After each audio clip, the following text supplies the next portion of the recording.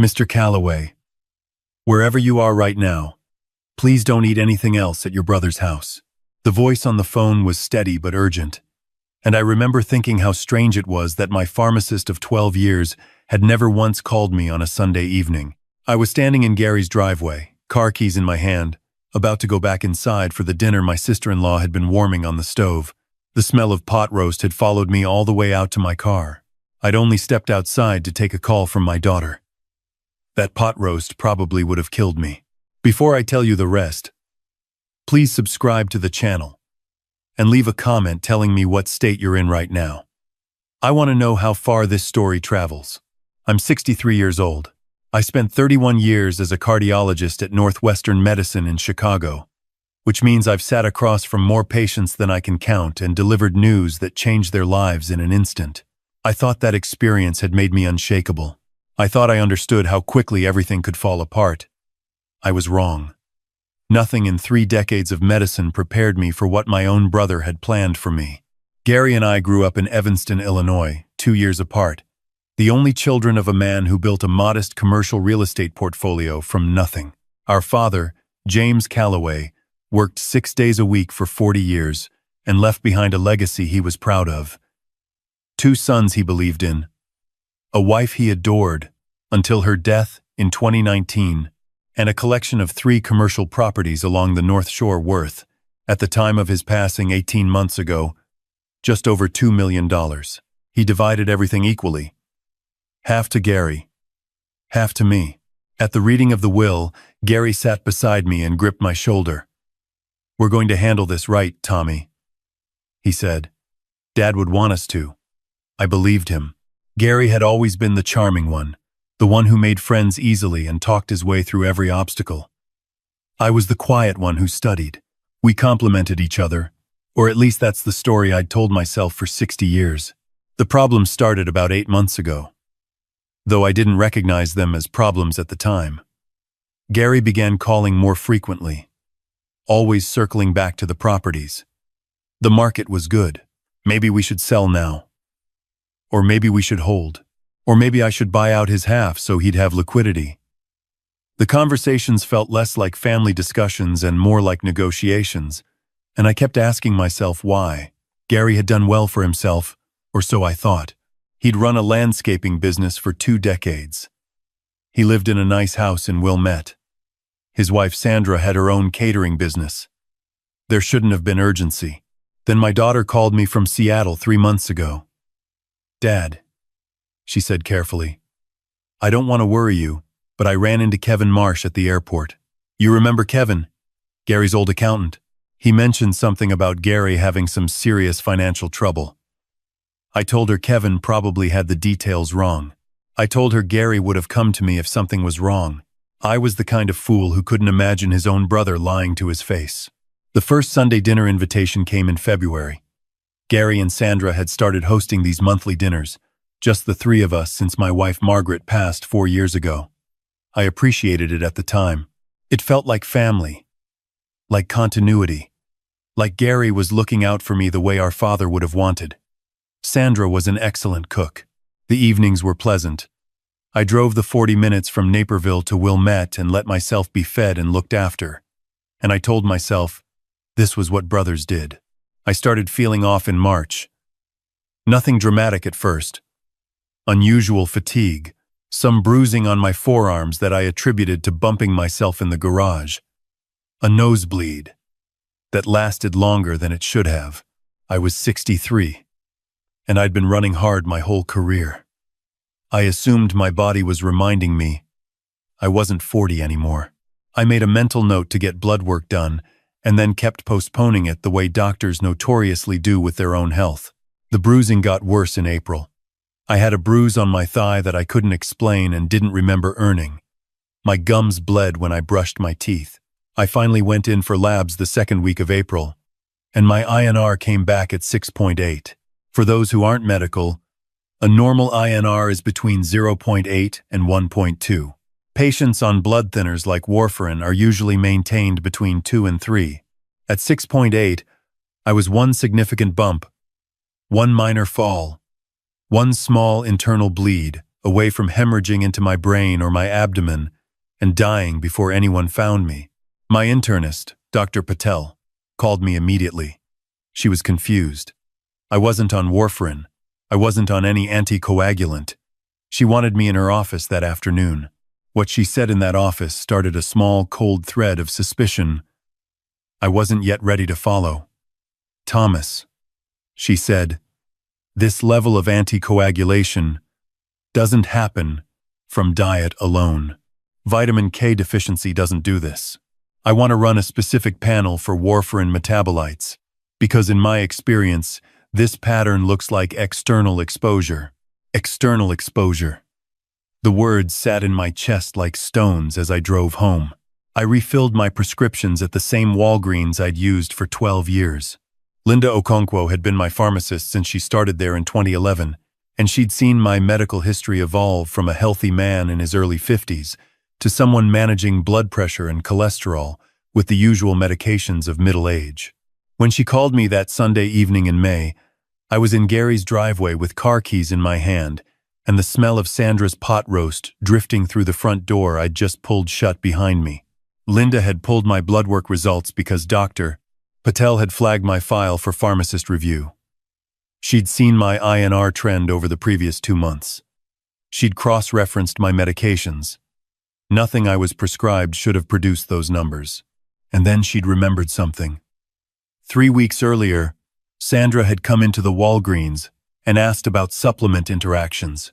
She'd mentioned she was making meals for her brother-in-law, a cardiologist, and wanted to make sure nothing in his diet would interfere with his heart medication. Linda had found the question unusual because the supplements Sandra described weren't typically associated with cardiac medications. She hadn't thought much of it at the time. But now, seeing my INR results, she'd done some research. Warfarin is flavorless. It dissolves easily in liquid. It's used as a rodenticide in high doses, and in lower doses, it's one of the most commonly prescribed blood thinners in the United States. If someone added small amounts to food or drink repeatedly over weeks, the effect would be cumulative. The victim would develop symptoms that looked like a clotting disorder, and without specific testing, a physician might spend weeks chasing the wrong diagnosis. If the victim eventually died of a subdural hematoma or an abdominal bleed, a medical examiner might not test for warfarin unless something flagged it as suspicious. Linda said she could be completely wrong.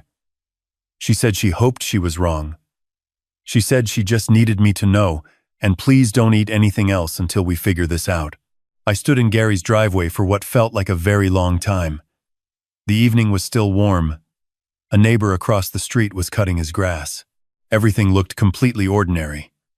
I looked at the front door of my brother's house and tried to find an explanation that wasn't the one taking shape in my mind. I couldn't. I told Gary and Sandra I wasn't feeling well. "Stomach thing," I said. "I appreciated dinner. I'd call tomorrow." Sandra hugged me at the door, warm and familiar, and told me to take care of myself.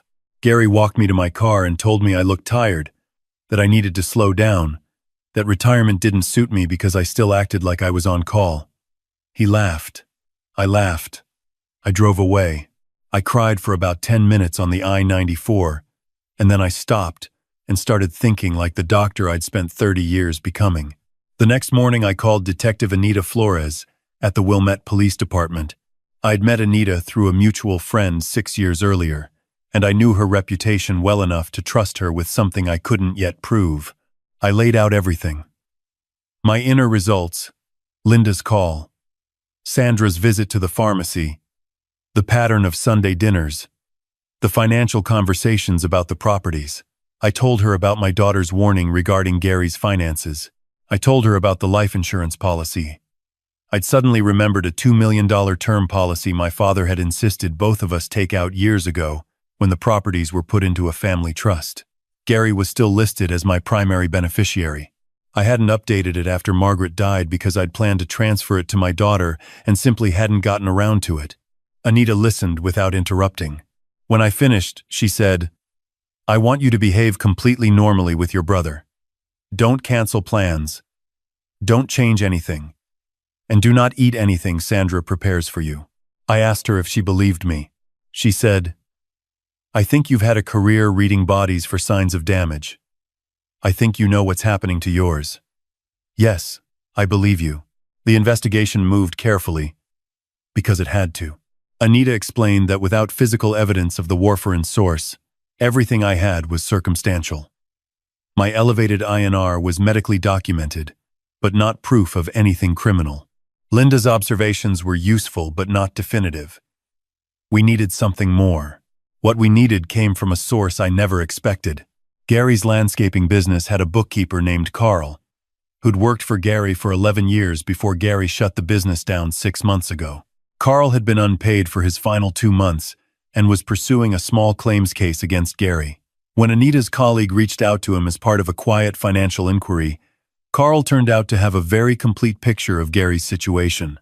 The landscaping business had failed because Gary had borrowed heavily against it to fund a real estate development deal in Indiana that collapsed. The collapse left Gary personally liable for $340,000 in debt to private investors. He and Sandra had taken a second mortgage on their house to cover some of it, but they were behind on payments. Carl provided bank statements, loan documents, and a series of text messages between Gary and one of the investors that included a message from February, right around the time the Sunday dinners started, that read, "I need 3 months. I have a solution coming." Anita called me on a Thursday afternoon, 11 days after I'd first contacted her. "I want you to go to your brother's house for dinner this Sunday," she said. "Bring your own bottled water. Don't eat the main dish, but make it look like you're eating it. We'll have eyes on the property. I want to be honest about what that Sunday was like." I sat across from my brother at the table where we'd had 40 years of holiday meals. Sandra served pot roast again, which struck me as almost unbearably on the nose. I moved food around my plate. I drank my bottled water and said I'd had a big lunch. Gary talked about the Cubs and complained about property taxes, and Sandra laughed at everything he said the way she always had, and I sat there looking at these two people I'd known for decades and tried to understand what was in their minds. I excused myself to use the bathroom, and while I was in the hallway, I heard Sandra say quietly to Gary, "He's not eating much." Gary replied, "Stop worrying.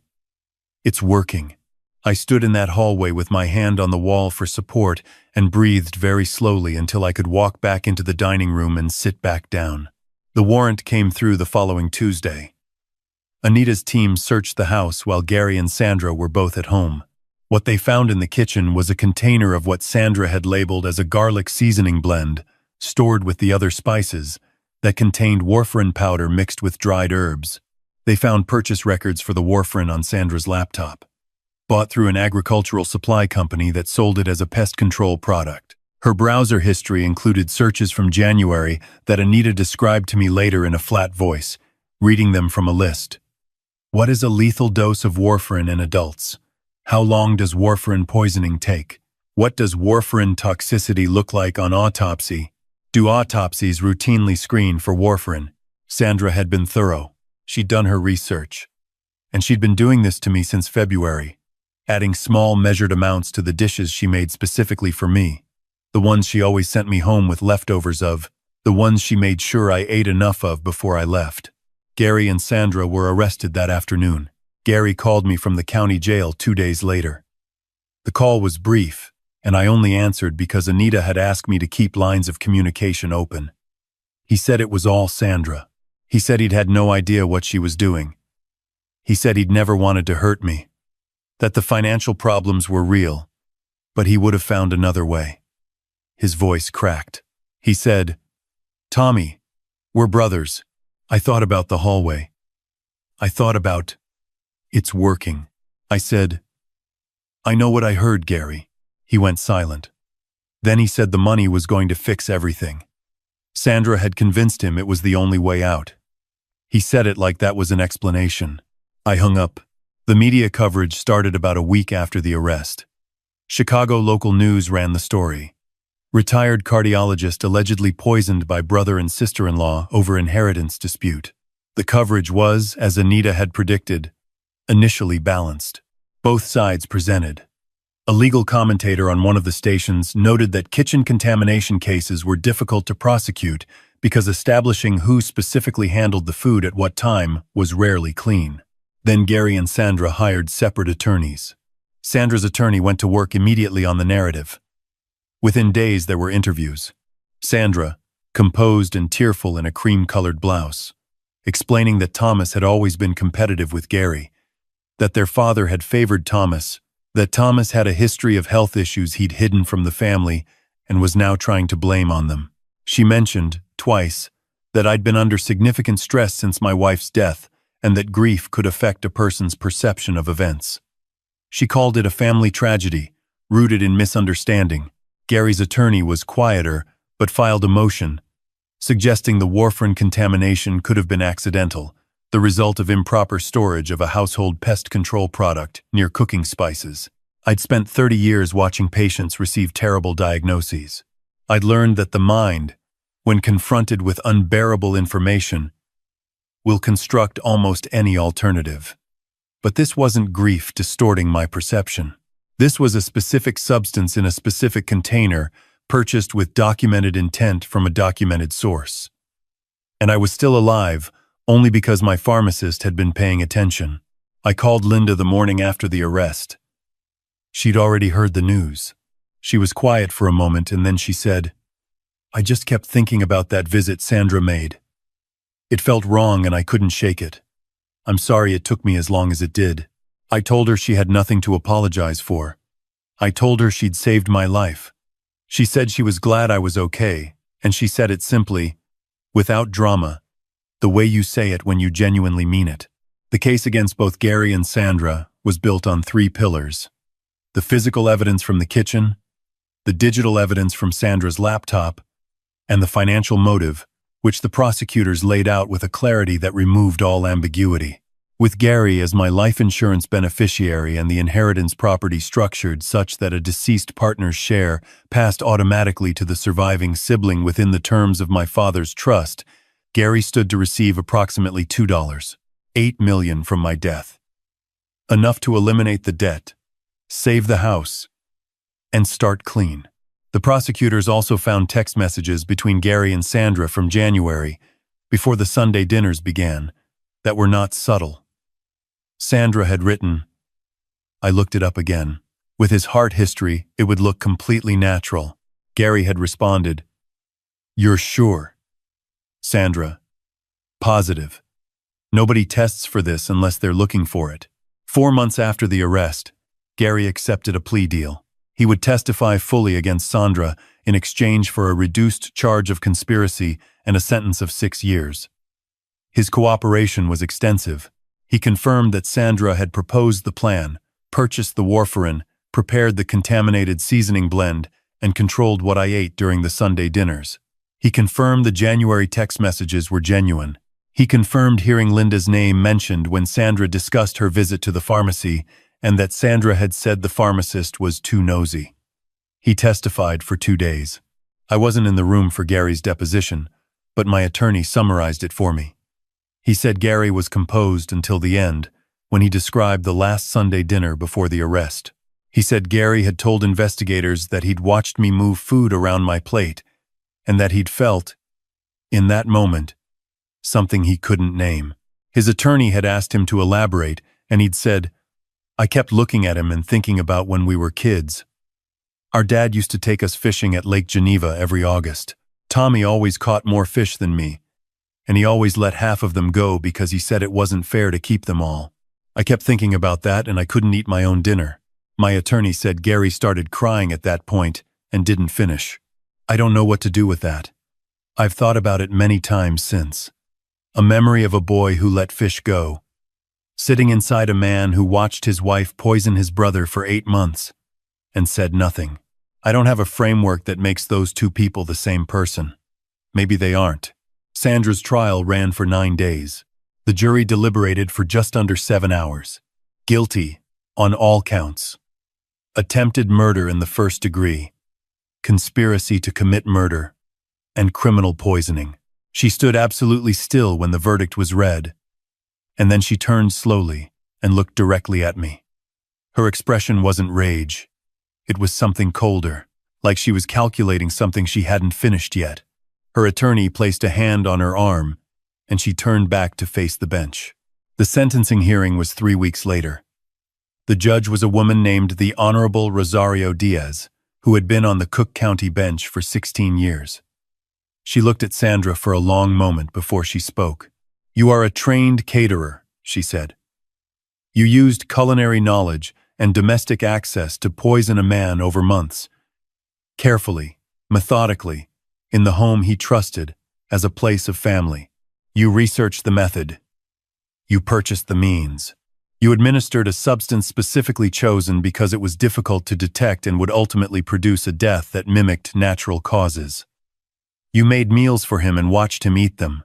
The only reason Thomas Calloway is in this courtroom today rather than in a cemetery is that a pharmacist he trusted did her job with exceptional care." She paused and looked at her notes. 25 years in the Illinois Department of Corrections. You will not be eligible for parole consideration before serving a minimum of 20 years. The gavel came down. Gary received his 6 years as agreed. With credits for time served and potential good behavior, his attorney estimated he would be out in 4. I tried to find the right feeling about that number. I came up with very little. 4 years for planning your brother's death felt inadequate no matter how I turned it. But Gary's cooperation had put Sandra away for 25, and the prosecutors had made clear that without his testimony, the physical evidence alone might not have been sufficient. Sometimes justice operates on math I don't fully accept but have to recognize. I went home to Naperville that evening to a house that had been quiet since Margaret died. I poured 2 fingers of bourbon, which my cardiologist had approved in moderation once my INR stabilized. And I sat in the chair by the window that looks out over the backyard. My daughter flew in from Seattle the following weekend. She sat across from me at the kitchen table and held both my hands and didn't say much for a while, which was exactly right. At some point she said, "Dad, I should have pushed harder when Kevin mentioned Gary's money trouble. I should have made you take it seriously." I told her I wouldn't have taken it seriously. Not from anyone. Not about Gary. She asked if I missed him. I thought about the fishing trips. Lake Geneva, August. The smell of sunscreen and lake water. Gary always complaining his line was tangled while I pulled in base. I thought about the man in the deposition room who couldn't finish his testimony. I told her I missed the brother I thought I had. I wasn't sure that brother had been entirely real. She stayed for 10 days, and we repainted the kitchen together, which had nothing to do with what happened and everything to do with needing something to do with our hands. I reached out to Linda Okonkwo by letter first, because I wanted to find the right words before I trusted myself to say them out loud. I thanked her for making a phone call she didn't have to make on a Sunday evening about a concern she couldn't have been certain was anything more than an overreaction. I told her she had saved my life with the same precision she brought to every prescription she filled, and that I hoped she understood what that meant to me. I included something that she initially tried to return and that I insisted she keep. She called me after receiving the letter. She said, "Mr. Calloway, I just did my job." I said, "I know. That's what makes it remarkable." She laughed, a genuine surprised laugh, and then asked how I was doing physically. She asked about my INR levels and my follow-up blood work and whether I'd been sleeping. She treated me like a patient, which was the best thing anyone had done for me in months. I told her everything was stabilizing. She said to keep an eye on the fatigue and to call her if anything felt off. "I will," I told her. I have a very good pharmacist. The estate questions took longer to resolve than the criminal case. Gary's share of the properties was frozen pending the civil suit I filed alongside the criminal proceedings. He eventually settled, assigning his share of the remaining estate to a structured arrangement that meant he would receive nothing until and unless a court determined he'd satisfied restitution obligations. His house in Wilmette was foreclosed. The legal fees consumed most of what he had left. I updated my life insurance beneficiary designation the week the verdict came in. Everything now goes to my daughter and, should something happen to her, to a medical scholarship fund at Northwestern in Margaret's name. The $2 million my brother tried to kill me for will eventually help train physicians who will spend their careers trying to save lives. I thought about what I wanted to say about Gary for a long time. I've said a lot of things in the months since the trial, mostly to my daughter, Some to the therapist I started seeing in July, a few to the friends who stuck around through the media coverage and the uncertainty, and the period when some people in my orbit quietly wondered whether Sandra's narrative about my mental state might have had some basis. This is what I've come to. Gary made a series of choices that began, I believe, as desperation and ended as something I don't have a clean name for. The debt was real. The pressure was real. The fear of losing everything he'd built was real. None of that is nothing. But at each decision point, when Sandra first suggested the plan, when she bought the warfarin, when she mixed it into the seasoning, when she served it to me the first time and the second and the third, there was a choice. Gary made each one. He chose the money. He chose Sandra's plan over my life. He chose to stand in his kitchen and watch me eat and say nothing. I think about the boy at Lake Geneva who let the fish go. I think about the man in the interrogation room who cried at the memory. I don't know how to reconcile them, and I'm not sure I'm supposed to. What I know is this. I'm 60, 3 years old. My inner is normal. My daughter calls me every Sunday, and Linda Okonkwo is still behind the counter at the Walgreens on Green Bay Road, where I've filled my prescriptions for 12 years. I stopped in last month to drop off a prescription, and she asked how I was doing, and I told her I was good. Better than I had any right to expect to be. She said, "You were always going to figure it out, Mr. Calloway. You're a doctor." I said, "I needed help." She nodded like that was the correct answer and turned to fill my prescription, and I stood there in the fluorescent light of a pharmacy on a Tuesday afternoon and thought about how many times in 30 years I'd delivered news that changed everything for someone in an instant, and how I'd never understood until now what it felt like to be on the other side of that. To be the one whose life had been sitting at the edge of an ending without knowing it. To have someone reach across that edge and pull you back because they were paying attention. I drove home through neighborhoods that still looked the same as always, and I thought about my father's properties and my father's hands, and the 2 boys he'd taken fishing every August who had grown into men he'd trusted completely, and I thought, he would have been devastated. He would have needed a long time to understand it. So do I. I'm still working on it. Gary's first letter arrived in October. 2 pages, handwritten, careful and revised looking. He apologized. He explained. He asked about the properties, then crossed it out. He asked if there was any path towards something he didn't specify, what some kind of conversation, eventually, somewhere down the line. He said he thought about the fishing trips. I read it twice. Then I read it a third time because I wanted to be certain I understood exactly what it said and exactly what it was asking and exactly what answering it would cost me.